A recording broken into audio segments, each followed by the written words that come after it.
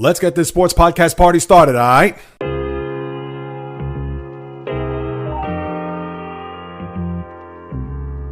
The JAYREELZ podcast. What is happening, my good people? Greetings. How are you? How's it going? How's everybody doing out there? What is the latest and greatest?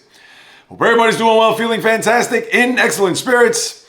A new season is here as autumn enters into our consciousness. But before you dust off the jackets, hoodies, boots, and the like, you gotta pump up the volume. Because in order to get your fill on everything that's happening in sports, you've come to the right place to listen to it all, as this is the JAYREELZ podcast with your host, JAYREELZ. For my first timers, welcome aboard. And for those who've been banging with me going back to the very beginning, somewhere in the middle, or even as early as this past Thursday, I welcome you guys and gals back. And for the football fan, I get it. You're going to say, JAYREELZ, you're going to start off with baseball? Seriously? No, I'm actually not going to start off with baseball. I'm going to have some housekeeping to get the podcast on the tracks, because on Friday, programming note, on the YouTube channel at JAYREELZ, if you haven't subscribed, please do so. I would implore you to do so, because I'm going to have a long-awaited vlog that has really been well over 2 years in the making. It is an ode to Shea Stadium. So to the Met fan, the Jet fan, and the diehard sports fan or baseball fan, no matter who you may be, this one you're going to love. If you recall, 2 years ago, I did a whatever happened to the old Yankee Stadium, the grounds that is, and I put forth the vlog, which obviously, I don't want to say obviously, but got a lot of response, was my biggest video on YouTube, on my channel to date.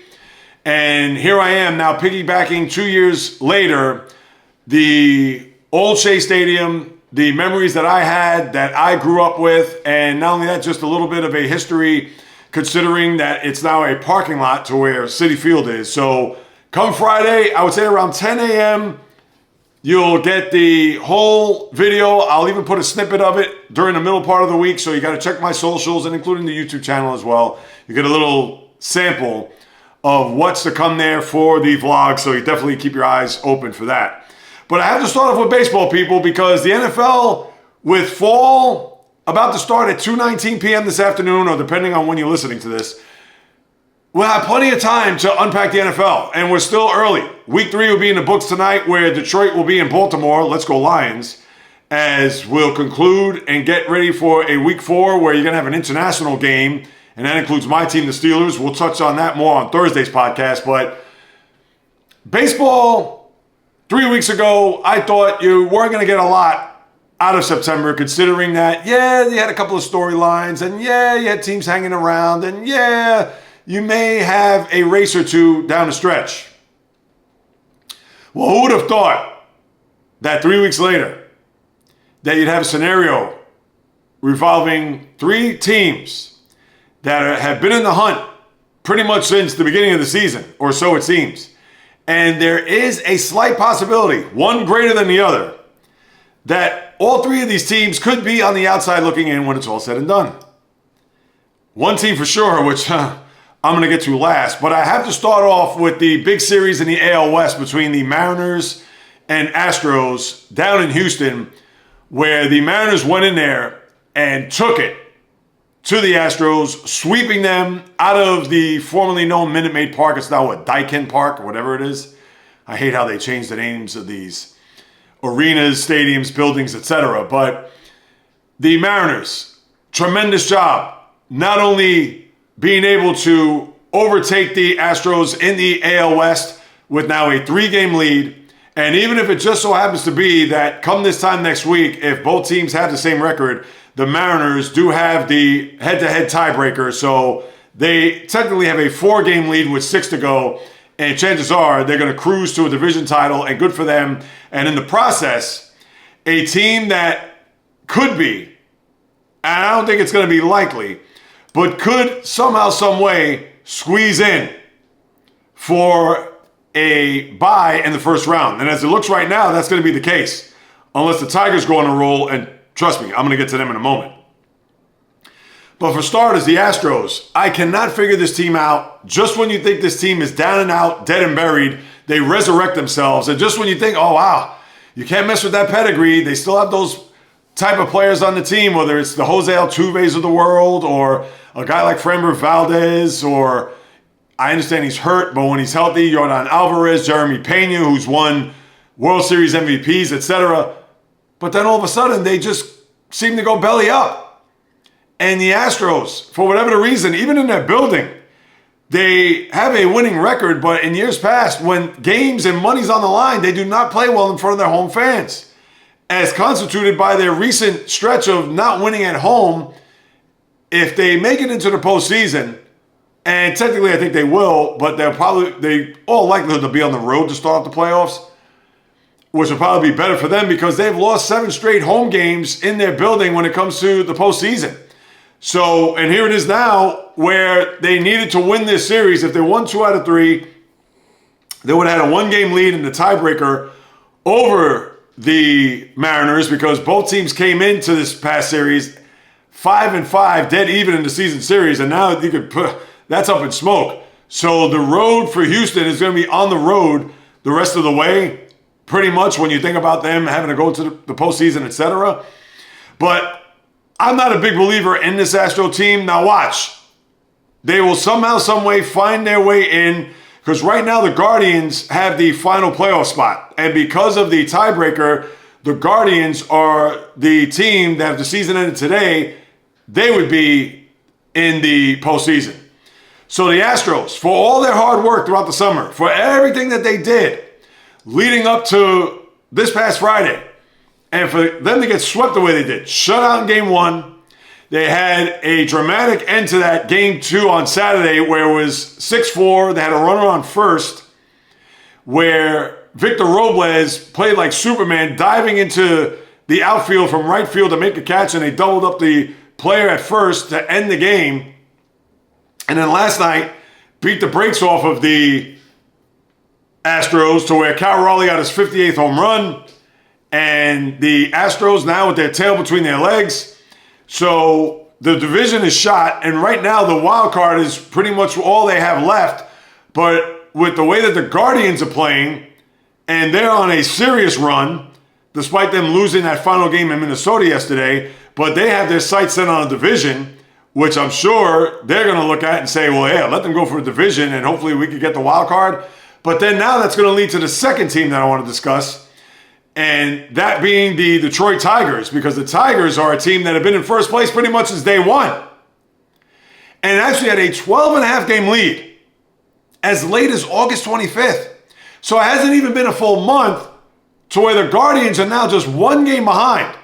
And remember, the Tigers, dating back to last week where they had the Guardians come to town, they swept the Tigers in Detroit where they continued their losing ways over the weekend to a dead team walking Atlanta Brave group where they went in there and swept them over the weekend. And all the Guardians did was, as I mentioned, the aforementioned 3 out of 4 that they took in Minnesota. So now they come home to play a series tomorrow night, first of 3, against the Tigers for, in essence, the AL Central. Because although they're a game behind, and I would think in order for them to win the AL Central division crown, they would have to, in my eyes, they need to win 2 minimum to put them to rest. Sweep, of course. But with the way they fumbled, bumbled, and stumbled down the stretch, can they even win 2 of these games? Now, maybe the day off is going to do them well. No game today as they try to regroup and see whether or not that they could take this division. If they win 2 out of 3, they'll be 2 up by the time they leave Cleveland and then head to Boston, where Boston right now, they're trying to hang on by a thread as far as their postseason chances are. A little bit better than the Astros at the moment, but as we know, anything can happen. But now you have a scenario where the Tigers are fighting for their lives, and let's just say, for argument's sake, Cleveland runs the table. Now, mind you, Cleveland does have the tiebreaker as of right now, so the Tigers would have to sweep them in order for them to win the season series. And if they sweep them, they're going to win a division because they're already a game up. And if they sweep them, they'll win the tiebreaker, but they'll win the division outright. And they'll clinch, Progressive Field? It used to be Jacobs Field. But Do you think that the Tigers have a sweep in them in order for them to then go into the weekend not having to worry about anything?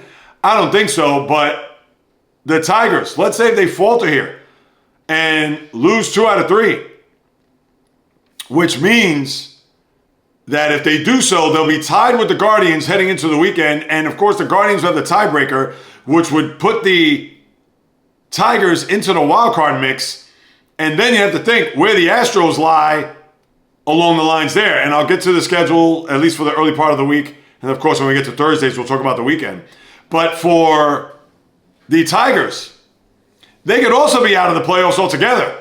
If the Astros get their act together, and if the Guardians win 2 out of 3 and then win over the weekend for them to capture the AL Central crown, and then the Tigers for everything that they did throughout the course of this regular season. And think about this. A year ago, this time, they went on that 31-10 run to get into October, beat the Astros in the wild card round, and then took the Guardians to a 5th game where they lost in Game 5. And now it's been a role reversal to where they have just staggered and are just trying to crawl to the finish line. But they still have destiny in their own control. Whereas if they win 2 out of 3, they should win the division. If they sweep, as I mentioned, they'll automatically be in. But what has gone on there in the Motor City? Is it a situation where AJ Hinch, is it one ear and out the other, where he's trying to get through to his players? I get it. You could blame the front office by them not making some reinforcements there down the stretch. I know the Jack Flahertys of the world aren't going to tickle anybody pink there in the Motor City, but what has gone on here over the course of the last 2 months to where they've literally been scratching, clawing, fighting, and biting, trying to get to the finish line and winning this division altogether?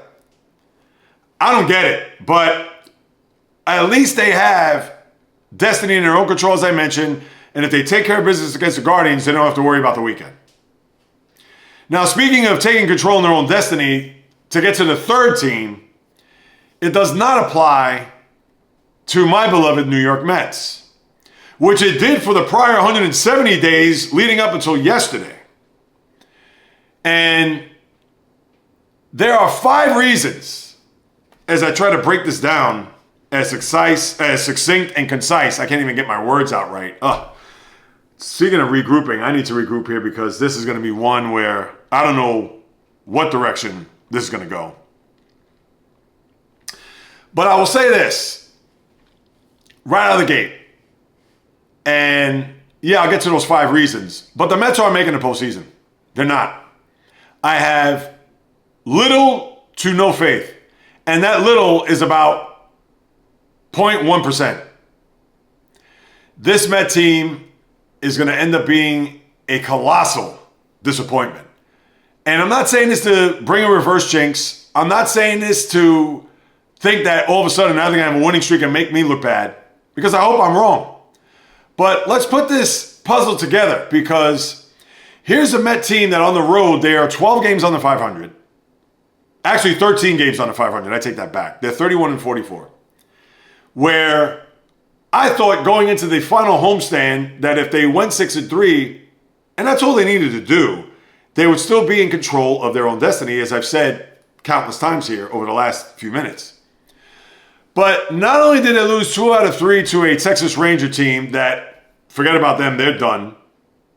And the Astros were the one that put them out the pasture, surprisingly. But they won 2 out of 3 against the Padres. Okay, fine. They mashed the ball into the evening against the Washington Nationals on Friday. And then at that point, they couldn't barely scratch out a run the rest of the weekend.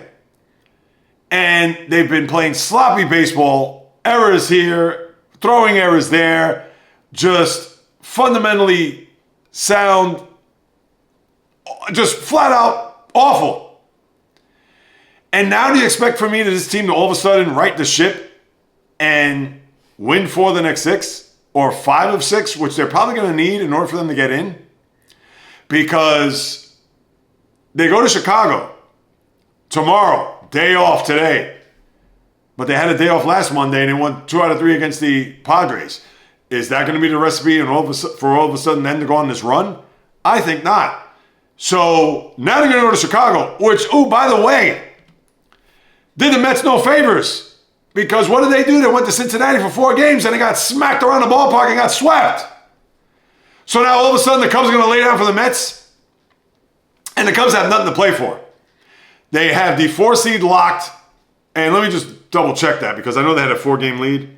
All right, so it's 3 games here. And they're still going to get the 4 seed.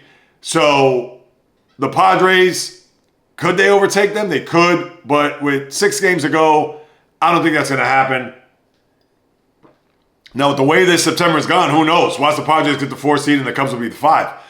But now all of a sudden the Cubs are going to see the Mets and they're going to wake out of their slumber here and they're probably going to beat the Mets 2 out of 3. And then, you know that's what's going to happen. And then they're going to go to Miami over the weekend, which beat them 3 out of 4 a few weekends ago. But here's what I'm going to say before I get to the 5 things. And I'm going to throw them rapid fire, which kind of ties into what I'm saying now, but I don't care. This is what I'm praying for.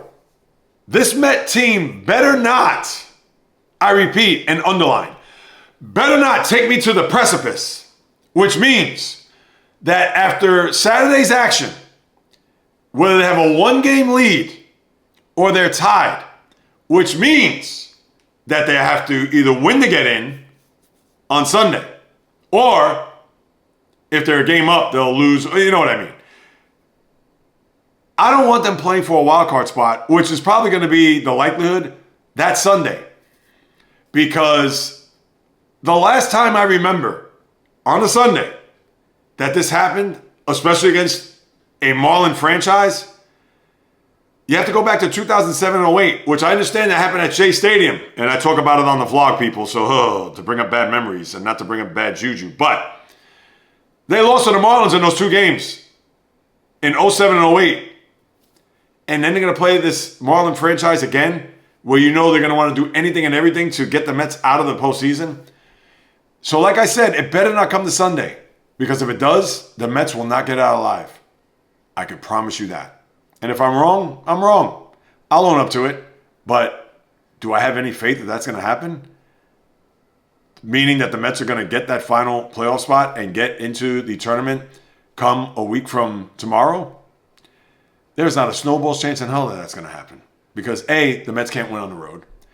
The Cubs, who I'm sure they're going to turn their fortunes around and win 2 out of 3 against the Mets. So therefore, they're going to have their tail between their legs going into Miami and have the Marlins put them out to pasture. But it's going to happen on that Sunday. So it's not going to be a thing where they're going to play a meaningless game on Saturday and Sunday and close out their season. And if that's the case, that's even probably more fitting because they have no business even making it to the postseason after losing 2 out of 3 to the Nationals over the weekend. So now, let's break it down real quick. And I promise I'll be fast. This is the biggest week in their franchise's history. I'm going to say that, but for 4 reasons. And this is why they're not going to make the playoffs. Number 1, the expectations they had going in, signing Juan Soto and all the pomp and circumstance. And now, that's it. It's going to go kaput. There's no way. I can't see it. And you already know that after last year's playoff run, then yeah, people could say they won on the Monday after the regular season and Lindor home run and the comeback, etc.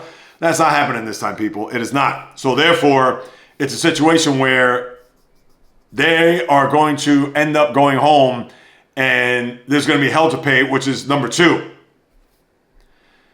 Is Steve Cohen going to end up turning into a rogue George Steinbrenner and he's going to start firing people left and right because somebody's head's got to roll? I hate to use that term, but somebody's head's got to have to roll. We'll talk about that more a week from today. And if they do get into the postseason, we do not. So therefore, I have to raise my hand high. But what belief am I going to have with this team that does not win on the road? Everything I just said. And then they've been in playoff position all this time.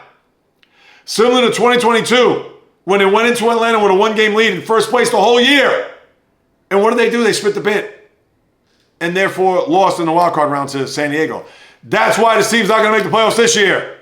And right, what does 2022 have to do with 2025? Nothing, but they're the Mets. I've seen this movie before. I've seen it implode. And why would I think all of a sudden that they're going to have a winning streak on the road of all places and then make it to the postseason?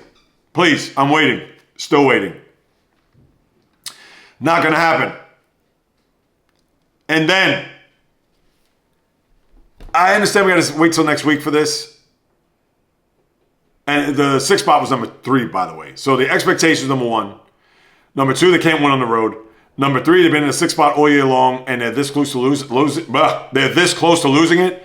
Yes, they are. And here's the worst part. You know about the Reds. They have the tiebreaker because they're currently already in that 6th slot, despite them being tied with the Mets. But, oh, by the way, the Diamondbacks are just a game behind them. And the Diamondbacks also have the tiebreaker over the Mets, which also brings to number 5, how last year, remember, there was a 3-way tie, 89 and 73. The Mets and the Braves both qualified for the playoffs.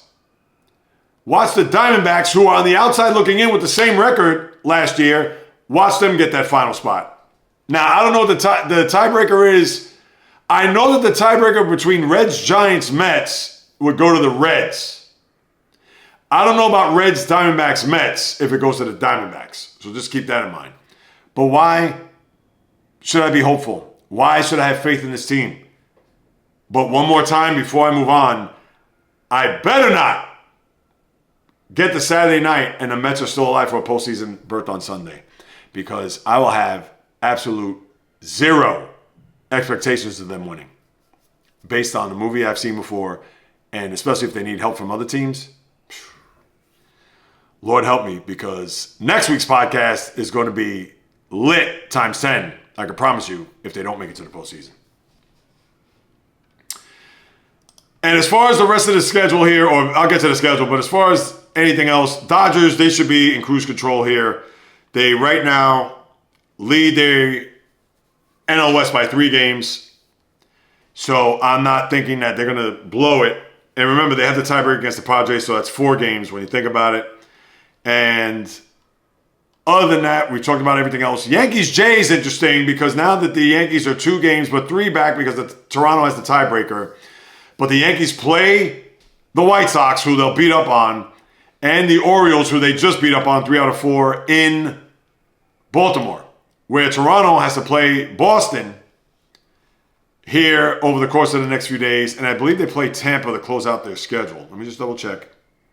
Yes, they do, all at home. And Boston's trying to hang on for survival as far as their playoff chances. So, do the Yankees have a shot? They do, but they're going to have to be 1 game better in order for them to have a situation where they could get the bye and not have to play in the first round, which that would be just a gut punch to the Met fan, knowing that the Yankees have been rumbling, bumbling, and stumbling from June up until about the early part, or the latter part of August, and then now they've turned it on a bit to the point where watch them end up getting a 1 seed, and therefore the American League has to go through the Bronx. So yeah, we shall see about that. But you had Giancarlo get his 450th home run a couple nights ago there in Baltimore, as well as Mike Trout getting his 400th home run there in Colorado. So congratulations to those 2 guys. I know Giancarlo 50 home runs away from 500. I know. Is he a Hall of Famer? I don't know. Even with 500, this may not be a lock, but that's a story for another day. I know that was a lot of the theme there on the Yankee Twitter page, I think. Oh, is he going to be a Hall of Famer, or he's 50 away from getting 500, which will get him to the Hall of Fame? Too many injury-plagued seasons, and I love Giancarlo, so I'm not trying to rain on his parade by any means, but those are the 2 big milestones that you saw there over the weekend that I wanted to address. And then you had Ohtani tie Kyle Schwarber for the National League lead in home runs, for those who care. Although I think Schwarber, I think it'd be neck and neck. I wouldn't be surprised if Ohtani wins the MVP. I would think Raleigh in a close call against Judge for the MVP, but we'll have to wait and see on that.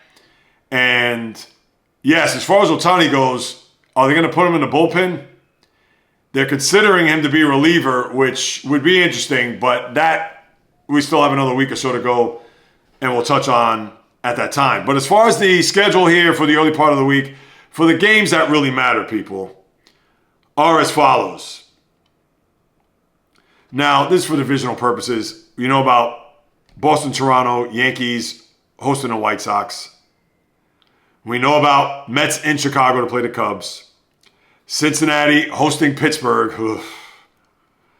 And then Arizona, they are home against the Dodgers. Houston is at Sacramento to play the Athletics. Cleveland, Detroit, as you know, well, that's in Cleveland. And that pretty much rounds out your schedule for the early part of the week. And of course, on Thursday, we'll pick it up to see where these teams are at as we get that much closer to closing out the season and who gets into the playoffs and who does not. All right, I'm going to put on the helmet and shoulder pads. NFL, crazy games yesterday. And the theme I'm going to start off with here are, I was going to go with the 3-0 teams, but I'll save that. To me, where I'm going to go, I get it that when you're on the road for the first time, but the Packers, what happened there in Cleveland? Now, I understand they had a blocked field goal at the end, which they could have taken the lead. And then the kid, Andre Schmidt, hits a 55-yard field goal to win as Cleveland gets their first victory.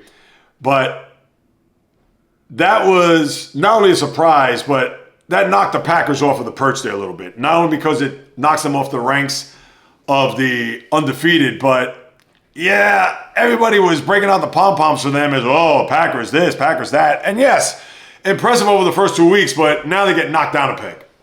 So, and Jordan Love did not have a big game. And I get it, Cleveland's defense came to play, but that was not a good showing there by the Packers. And it makes you think, especially with the quarterback. And I'm not trying to say they throw the ball over the lot or try to run up and down the field on the Browns because they do have a respectable defense. But yeah, that was one where it's going to make you scratch your head a little bit if you're a Packer fan this morning. Now, you had a lot of these block kicks throughout the day yesterday, or block field goals. The Ram-Eagle game, where if you're a Ram fan, I knew you were flying high, you're up 26-7, and then Jalen Hurts throwing the ball all over the field as they march back. They take a 27-26 lead, and as the Rams were driving there late, and mind you, they had a blocked field goal earlier where Jalen Carter blocked a field goal and then proceeded to get a 15-yard penalty for taunting. Big dummy. But then, methodically down the field, 17 plays, 91 yards, they punch it into the end zone where the Eagles come all the way back, and then now with the Rams, with time left on the clock, looking to see if they can get a game-winning field goal. And what happens there? That gets blocked by Jordan Davis, and he recovers it, takes it back to the house. 33-26 is your final, as the Eagles stay unbeaten, and the Rams, who are 2-0, they get knocked out from the unbeaten ranks. And here's a situation where the Rams, listen, they play the Eagles tough, and I'm sure they do not want to see them come middle of January. But that is one, if you're Sean McVay, that was a long plane ride home, knowing that, listen, the game was far from over, even at 26-7, but to give it up in that fashion, and to think they were going to go for a field goal that would have extended their lead, and then they go down the length of the field to take the lead, and then on top of that, looking to win, and boom, special teams blows up in their face. Another team that's 3-0, and they almost lost thanks to a blocked field goal, where with about 1:50 to go, Tampa looking to kick a field goal there at, what was it? 20... Was it 20 all the time? This I should know. Bad job by me. But Will McDonald takes it back the other way, where blocks the field goal, gets it into the end zone, and you're thinking to yourself, wait a second, is this how the Buccaneers are going to lose this game? And no, I should know better, because the final score was not that, because I had one score in my mind, and that was the score that was far from what the final was. Because the Jets, who at the time of the blocked field goal, at, what was it, 150-something to go, 149, it was 26-20, and here they are looking to put a field goal to, in essence, put the game out of reach. So now they return it the other way, and now they're up by one, but the Jet defense couldn't make a stop, and they had Chase McLaughlin hit a game-winning field goal to the delight of Todd Bowles, the former Jet coach, and even more so to the quarterback Baker Mayfield, who stuck it to Steve Wilkes, his former coach in Carolina, who didn't give him a shot or a real shot with Sam Darnold there, and the Panthers were awful. And, you know, Baker Mayfield's going to have that chip on his shoulder. So the Bucks survive with a big win against the Jets there, and they're also 3-0 in the NFL in the early going. And you have 6 3-0 teams, I might add, with one of them being the Indianapolis Colts. Daniel Jones, a resurgence, a resurrection, and the defense has played well. And yesterday they beat up on the Texans, who right now are looking like they're going to have a long season. They're already 3.5 games behind the front-running and AFC South leading Indianapolis Colts as to yesterday's game. And what more can you say about what the job of Shea Stadium and even Daniel Jones has done here in the early part of this year? So for the Colts, who won in Tennessee 41-20, and Jonathan Taylor, another monster game there, 102 yards, 3 touchdowns, a terrible pick six by Cam Ward to pretty much start the game. And the Colts flying high. And they beat Denver last week, as you know, on top of beating Miami week 1. All right, fine. But the Colts also 3-0 to start off this early season. And give it up for the Chargers, also 3-0. And in the division, where, count them, they beat Kansas City, as you know, and they also, in the process, have now beaten the Denver Broncos. 2 teams in their division, and they were down 20-10, where you had that beautiful throw there by Justin Herbert, and another big game across his body, and then they get the game-winning field goal as the Chargers, who were hoping to get their season on the tracks after that terrible playoff loss in Houston last year. And here it was, another big-time performance by their offense where they needed it in the worst way. And then after being down, it was 20-13, I said 20-10. With 2 minutes to go, they get the touchdown and the field goal as they get 10 points in the final 2:37, and they beat the Broncos. And maybe the Broncos aren't cracked up to what everybody thought they're going to be. They're 1-2, and right now in a position to where they're 2.5 games behind in the AFC West right now. And then other teams that are 3-0 as we go through the list. Buffalo, the game gets forgotten. I know the Dolphins were game, and they tied the game there in the fourth quarter at 21, but Tua threw a bad pick, and the Bills find a way, 31-21. They win the game there Thursday night. So I'll give them a quick plug there because they also are 3-0. And then the Niners were able to get a win yesterday as the Arizona Cardinals gave them all they could muster. They got a field goal and a safety there late to make it 15-13. And then with Eddie Pinheiro, the new kicker, getting the game-winning field goal as time expired. Yes, nothing pretty. I know Mac Jones was able to manage the game and hang in there with Brock Purdy out. And the Niner team that, listen, resourceful, they find a way, and they did do so by beating the Cardinals, and that was a fight for first place there. And think about it. The NFC West has the Niners at 3-0, the Rams, Seahawks, Cardinals 2-1. Right now, looking like the best division in football, which is a surprise when you think about it. But Justin Herbert, another big game. And let's see whether or not, well, I'm talking, that was the Chargers prior to that, the 3-0 team. But the Niners, give it up for them and what they did. Just a phenomenal job there by them getting 3-0 and eking out a win. As far as the other games, I could trim the fat here. Minnesota, Isaiah Rodgers won the Defensive Player of the Week in the first half. Had an interception return for a touchdown, a fumble return for a touchdown, and 2 fumbles in his own right as they blew out the Bengals 48-10. Jake Browning, not a good game in the least. And give it up for Carson Wentz. Not bad, but the defense did the job. They had a 34-3 lead at the half and didn't really have to do too much thanks to what the defense did, and in particular, Isaiah Rodgers. Then you had a scenario in Seattle, same deal, where the Seahawks had a big lead. there the first half, and I picked them as my knockout pool pick. Usually I get knocked out in week 1, and here I am, survived after the first 3 weeks. All right, let's see what next week will give us when we get to Thursday's podcast. But a big win there for, as I'm pulling up, where's these scores here? As I kind of go through this. All right, schedule. Big win for the Vikes, as you know, as they win 48-10. And then on top of that, where was I going to go with that? And on top of that, I'm going to say Jacksonville beating Houston because remember, Houston went 0-3 now because they lost in Jacksonville there yesterday. So Jacksonville now 2-1 as they get back in the win column as the Texans look like they're going to have a long year. And in Seattle, as I mentioned, 44-13 as they blew out the Saints, who arguably are the worst team in football. Now, Jaxson Dart, the fans booing Russell Wilson, not a good game yesterday. 22-9 loss. Jaxson Dart did get in on a few plays that are designed for him. And I'm sure the rallying cry is going to be, when does Jaxson Dart start? All I'll say is this. The Giants don't look good. And I don't know.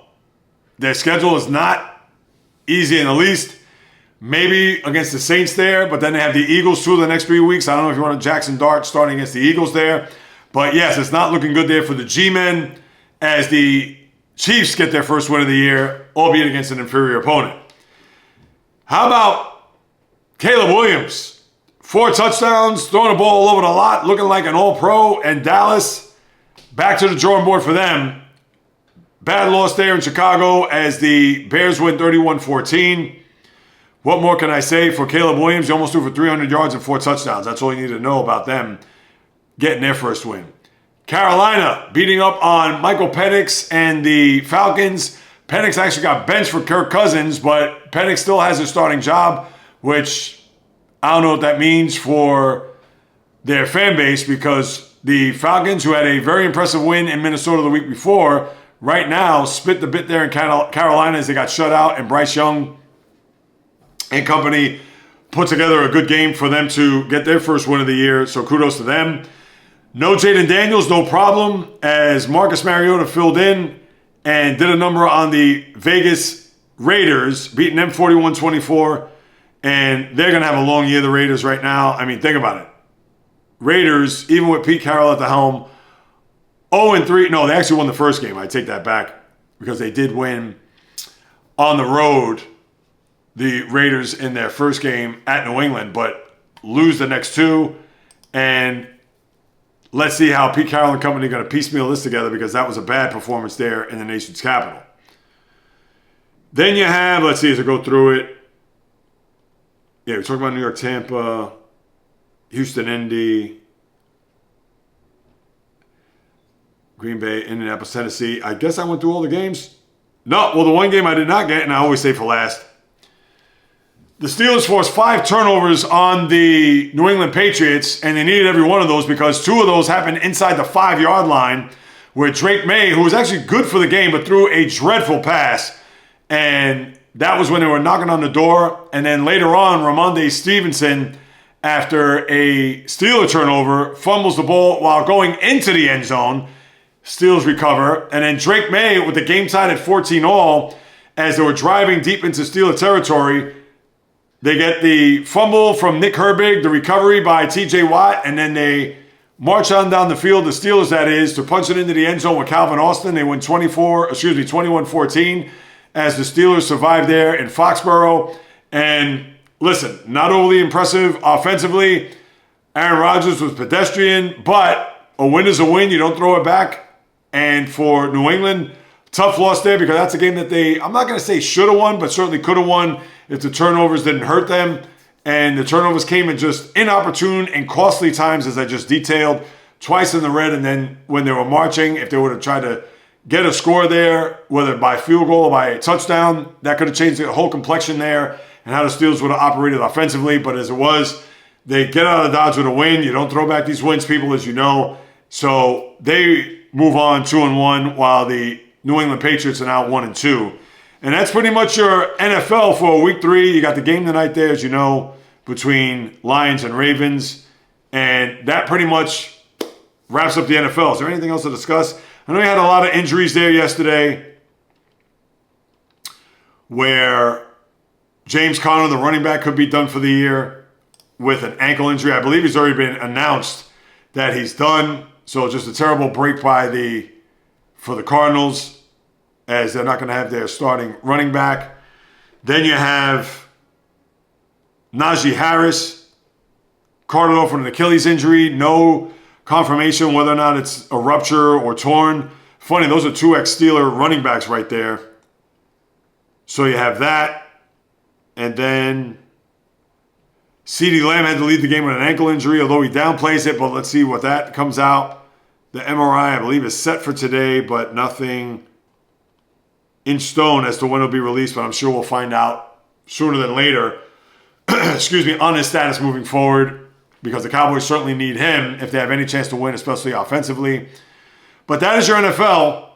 And as I stick to football, but to go through the college circuit, you have the big game there, and it wasn't really big in my eyes, but for number 17, Indiana, to romp Illinois the way they did, 63-10, and you have Kirk Cignetti, we broke their will. They absolutely did. I mean, Illinois did not have a shot, but it's not as if Illinois is, despite their high ranking, they're not a scary team. They're not a team that's going to be, in my eyes, at the end of the day, into the college football playoff. And we know that Indiana did so last year before losing to Notre Dame. But I'm going to say this about Indiana. I know that coach likes to puff his chest out. He likes to brag and boast about his team, breaking their will, and even last year with the comments prior to Notre Dame and even after, where he backtracked on them, of course, after a loss. And their quarterback, who had a big game there on Saturday, he threw 5 touchdowns, and in that route, Fernando Mendoza is his name. But Indiana, they're not a big-time team either. And the game after next, they play at Oregon, and then later on they play Penn State, which I'm not high on Penn State, despite their fast start. But let me see what they do against those teams. Now, if they win at Oregon, that'll be a statement. And even if they're in for 3 quarters against Penn State, that would also be a statement. But in for 3 quarters doesn't mean they're going to win the game. But the coach, the program, etc., they can come out and say, oh, well, we're going to be there when it's all said and done. And they may. But how they stack against the big-time teams in their conference is what I really want to see, and that's the barometer.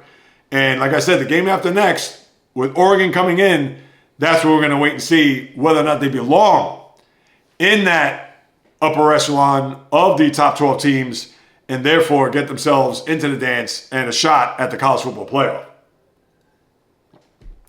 And listen, give them credit. They blew out the Illini. They did what they were supposed to do and then some. So I can't knock them in that regard. But big body of work, big picture, I'll believe it when I see it, and that's why I bring it up now. And the Oregon game in 2 weeks, just so you guys and gals know that there are some games on the horizon, including one not too far in the distant future, to where you can really gauge and really get a barometer as to how good this team is against a quality opponent. Because to me, the Illini, they are not quality by any means. And then you have Clemson. First time since 2004 at 1-3. And I know Dabo Swinney with his comments last week saying that, well, hey, if they don't want to win anymore, they can just let me go. Well, you haven't won in about what? 6 years? That's a long time. And I understand you won 2 titles, Deshaun Watson and Trevor Lawrence. And yes, you made it to college football playoffs and scenarios where you can advance, get to a national championship game and win. Excuse me. But now, you guys are not winning. And yes, I understand over a course of a decade and a half, you've had winning seasons and you have, quote unquote, won championships, but it's a what have you done for me lately business. And you guys have not done a lot here over the last couple of years, especially since Lawrence has left and you had these slew of quarterbacks that have been in and out of your lineup. But listen, I know I sound like I'm piling on Dabo Swinney, and I am to a degree, but you play in a terrible conference and here you are 1-3. I mean, who is that indictment of? The coach, the program, the players, recruiting? I don't know, but certainly does not look good on the coach. And he even mentioned that it's been painful to watch how we played. It's pathetic. We're bad. We're this. All the just terrible words you can imagine. And yeah, that's what they are. For a Clemson team, late September to be 1-3, not good. And who knows if they even have any ideas. They're probably not even going to flirt with the postseason because I'm sure they're going to win one more game. And not that that's an automatic, but teams that try to get in with 3 are a reach. And right now they're already at 3. So we'll see how that plays down the road. And then I get it. The players are going to back up Arch Manning and say how, he's got his swagger back and, watch out now. But am I going to take that seriously? Considering that they beat up on a Sam Madison team, what was it, 55-0? And he threw for 4 touchdowns or something like that and ran the ball all over the place. And guys on the team saying, you got his swagger back. I could be under center against Sam Madison and put up, maybe not the same numbers, but put up something maybe halfway decent. Because, come on, you can't say swagger when you're going up against a team that literally has no NFL players, or if they do, maybe 1 or 2 tops. I mean, who are we kidding here? But all right, they want to say swag, it's back for 1 game. Arch Manning played well, and that's that. Now, I know the schedule gets better this coming week, which we'll talk about on Thursday's podcast, but this past weekend, nothing really to write home about, and nothing really to unpack, no major upsets or anything like that, so we'll keep it moving here. Now, let me get to the hardwood as I lace up the high tops. I'm going to go through some WNBA stuff and even NBA. NBA I'll get out of the way quickly because training camps open for some Wednesday, including the Knicks and Nets locally, because those are the teams that are playing internationally. I think the Suns, Pelicans, and maybe Pistons are the other team. I think 5 teams are going overseas. So they're starting their training camps Wednesday, where the rest of the league will start a week from today. And one player that's not going to start with their team next year is the one Tyler Hero, the shooting guard of the Miami Heat, who's going to be out significantly with a ankle injury that I believe required surgery. So for Hero and to lose arguably their best player, you could say maybe Bam Adebayo down in South Beach, but that is a huge blow to a team that literally has nothing. They have no redeeming quality. They have no other star players. The big 3 is long gone. Jimmy Butler, sayonara. And although this Heat team, every year, they hang around the 7-10 playing tournament range, which is probably what's going to happen again this year. But without Riley waving that magic wand, bringing talents to his town to try to bolster and get himself to a point where they're going to compete for championships, I can't see that happening anytime soon, and especially with Hero on the shelf. Good luck with that, Mr. Riley, because it could be a long year down there. But stranger things have happened, as you know. Teams come back to the pack. Teams raise their game. But as of right now, not looking good if you're a Miami Heat fan. But with those 2 things, then with the WNBA, he had a very interesting closing of the first round where he had the Liberty knocked out after getting blown out in game 2, which they could have won the series then. And for Alyssa Thomas to be the first player in WNBA history to get a 20-point triple-double. There's been a lot of triple-doubles, but with points in the teens or in the, between 10 and 19, we'll say. But for Thomas to do that and the Liberty to get smoked at home, I mean, what are you going to do? Liberty just did not have the horses or the wherewithal to try to beat a Mercury team that is looking maybe now to see if they have upset written all over their faces, but they have to put that on pause for one night because Minnesota beat them handily. And in fact, the Mercury had a 7-point lead at the half, and then all of a sudden the Lynx went by them standing still to the tune of only 22 points in the second half. And the Lynx cruised to an 82-69 lead or win. So you'd have to think that the Lynx should be off and running. And in my estimation, Phoenix has to win game 2 in order for them to have any shot to win the series. So we'll see what happens there.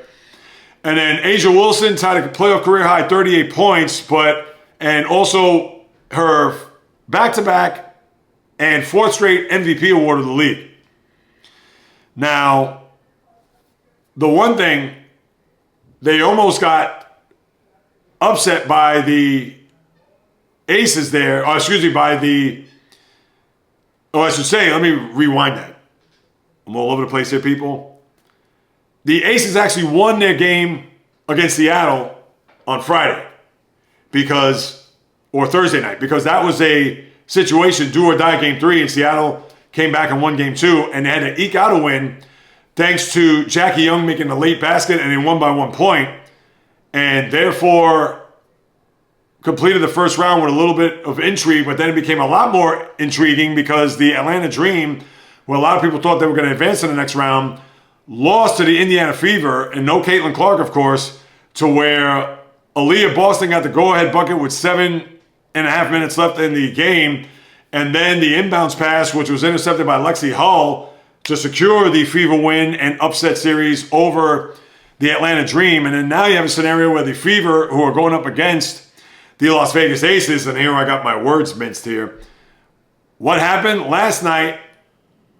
A shocker there where Kelsey Mitchell had a playoff career high 34 points, and the Fever leading to an upset. Do they actually have a shot to win this series, even without Caitlin Clark? Well, now we know it's probably going to be a long series. It's definitely going to be 4, maybe 5 when it's all said and done. But I will say this. I don't know if the Fever's going to have enough to take the Aces when it's all said and done, but they're certainly showing their mettle and toughness. And I would think, despite Caitlin Clark being done, I'm sure she's doing whatever it takes to try to get back on that court. A little Ewing theory possibility, considering if you listen to Bill Simmons and the whole Ewing theory. But the first round, pretty interesting, as you had those 2 games close out in dramatic fashion, and then you had the 1 game yesterday between the Aces and the Fever coming out victorious, so we'll wait to see what's going to happen there. And then obviously with the scenario regarding Minnesota, can Phoenix come back and get the equalizer to make that series interesting there, as the semifinals are already begun there in the WNBA. Nothing else going on there in the W. So let's wrap it up here with some hockey, NHL, as I lace up my skates. And the exhibition season has begun. The regular season begins 2 weeks from tomorrow. Yes, it'll be here before you know it, people. But with the exhibition season beginning on, well, most of it began yesterday. I thought I saw a game there on Saturday, but I know you had the Islanders and the Flyers yesterday. But more sad news coming out of the NHL and regarding a legendary goaltender. About 10 days ago or so, you had Ken Dryden, who I believe belongs on Mount Rushmore of goaltenders in NHL history. He passed away. Then you had Eddie Giacomin, the Ranger goalie, fan favorite, goes to Detroit. His series returned literally 48 hours after he was gone from the Rangers. He passes, but then you had Flyer legend Bernie Parent, who led his team to back-to-back cups there in the mid-'70s, the Broad Street Bullies, as you know, and certainly an all-time great. Is he up there in the Mount Rushmore? You could argue, but I think he's just a smidge on the outside looking in. But for Bernie Parent, he doesn't take a backseat to anybody. He's a guy that you know is going to be there, is going to be clutch, is going to rise to the occasion as he did so in those back-to-back years against against Boston and Buffalo in those Cup finals. So if you're a Flyer fan, I know you got to be just hurt inside to know that one of your key members of that yesteryear Stanley Cup team has now transitioned to the heavens above. Bernie Parent, thoughts, prayers, condolences go out to the Parent family, the NHL, the Flyers, etc. On just a remarkable everything, career, life, you name it. And just very sad at the age of 80 to see him transition. And 3 goalies, for that matter, over the course of the last 2 weeks. Stunning, to say the least. And let me see, I think that may do it, people. I think that is a wrap. Let's just make sure. All right, no, that is pretty much it. I wish there's something more to add, something more to include, but that'll do it. Another episode, just about the books, people, as always. Thank you so much for stopping by, carving out precious time out of your day to listen to what it is they have to say about the wonderful world of sports. And if you haven't done so, please subscribe, rate, review, throw me a few stars, write a review on Apple, Spotify, the YouTube channel at JAYREELZ. Again, if you want to watch the video portion of it, you can also see it on Spotify. But I can't stress enough how important it is for this little engine that could, this podcast, to try to elevate, to get to heights unknown, to become a household name. With your contribution, it's imperative. Whether take a screenshot on social media, send it to me on Instagram, TikTok, Facebook, the JAYREELZ podcast, or JAYREELZ. And if you could do that, I'd be eternally grateful for your support and contribution. But all I could say is this. For those who want to send me a question, comment, suggestion, you can do so on my social media accounts, Instagram, TikTok, Facebook, the JAYREELZ podcast, or JAYREELZ on Instagram. The Instagram, or I should say on Facebook, the JAYREELZ podcast, and as well as the TikTok. You can send me any questions, comments, suggestions there. Twitter, JAYREELZ1, just the number. The old-fashioned way, the JAYREELZpodcast at gmail.com. I'll be more than happy to follow with you guys and gals, because whether you do or do not know, this is what I love to do, people. It's in the blood, it's in the DNA since birth.